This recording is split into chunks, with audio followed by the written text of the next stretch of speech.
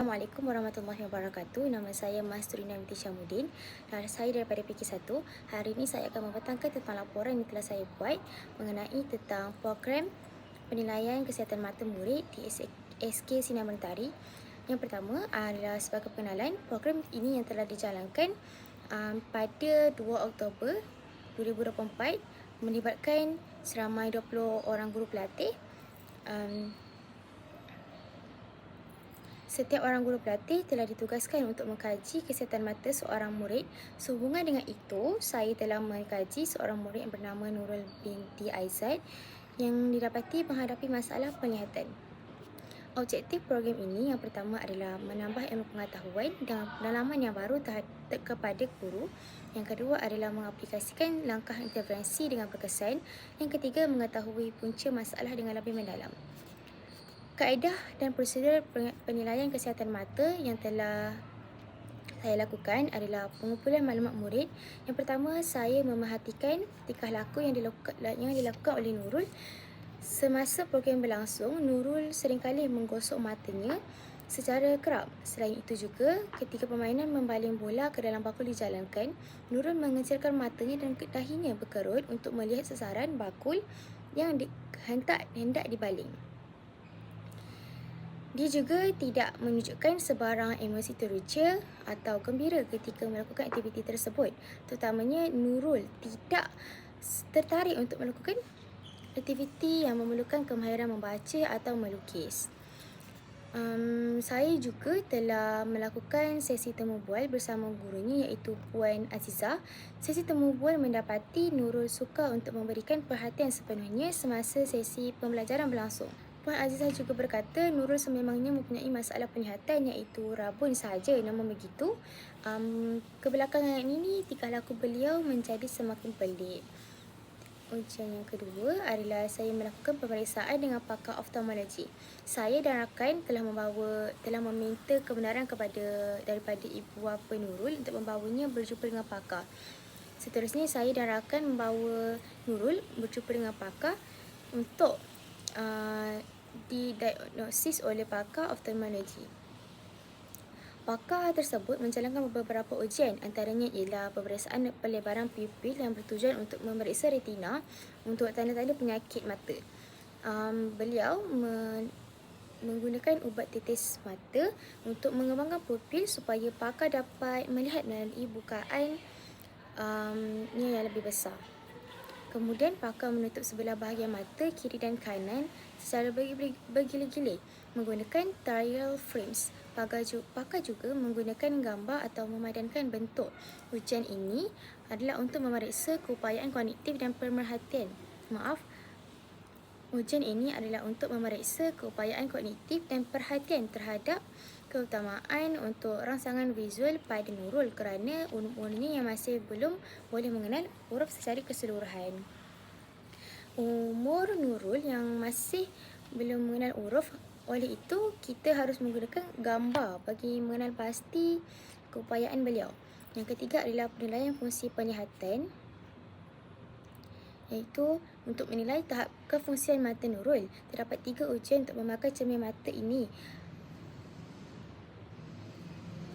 Yang ketiga adalah penilaian fungsi penglihatan adalah untuk menilai tahap kefungsian mata Nurul.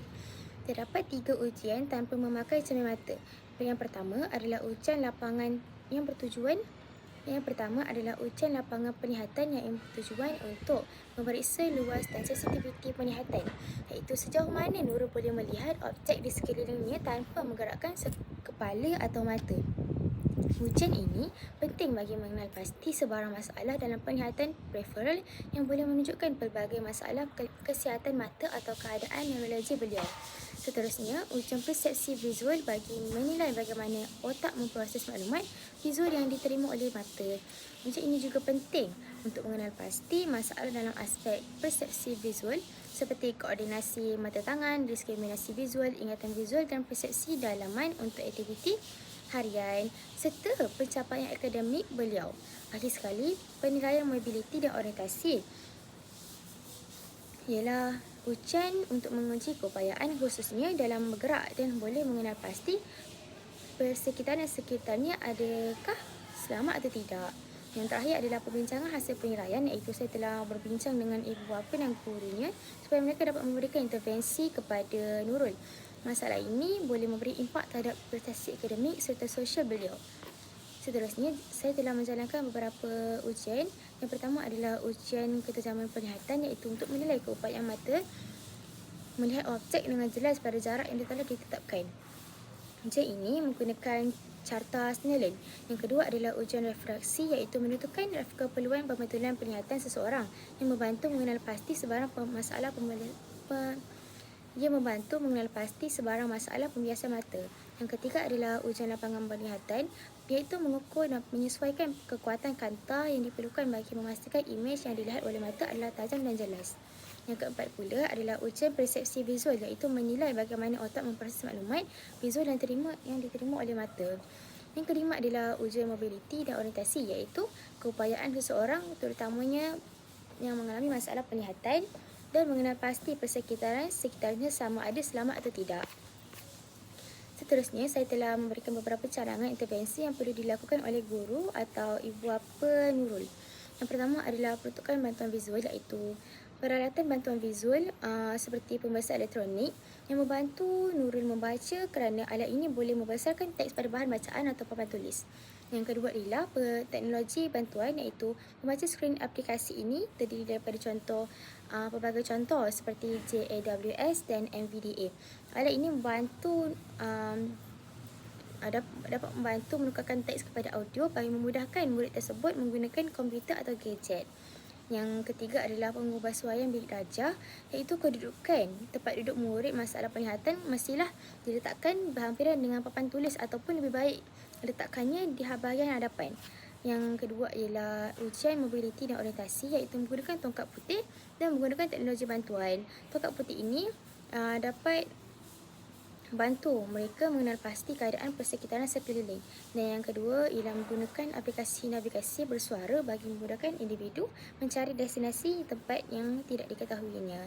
Yang ketiga adalah intervensi pengajaran dan pembelajaran, iaitu membina pembelajaran yang memenuhi keperluan murid tersebut seperti menggunakan teknologi mesin braille serta bahan bacaan dalam huruf braille agar murid tersebut dapat menulis, membaca dan mengira. Yang kedua adalah pembelajaran multisensori, iaitu guru tersebut melibatkan pergerakan dan berkomunikasi dalam mengajar. Guru juga haruslah memperbanyakkan pembelajaran yang membantu murid handal menggunakan diri sentuhan, bau dan pendengaran. Intervensi yang keempat adalah sokongan psikososial.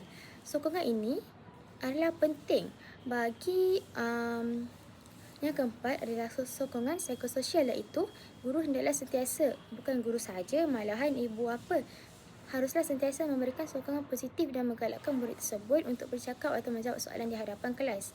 Hal ini dapat membantu dari segi keyakinan dan ia akan memberi kesan kepada sosial murid tersebut. Dan secara keseluruhannya, penilaian kesihatan mata yang komprehensif ini adalah sangat penting bagi mengetahui keperluan murid ketidakupayaan penglihatan ini supaya pihak guru dapat membantu dan mendidik mereka dengan cara yang betul dan tepat. Pelbagai cadangan intervensi yang boleh dilakukan yang mampu memenuhi keperluan murid ketidakupayaan penglihatan. Dengan adanya pembelajaran dan pengajaran yang sesuai, murid akan menerima pendidikan dengan baik dan mereka dapat meningkatkan kualiti hidup mereka ke arah yang lebih baik. Sekian daripada saya, terima kasih.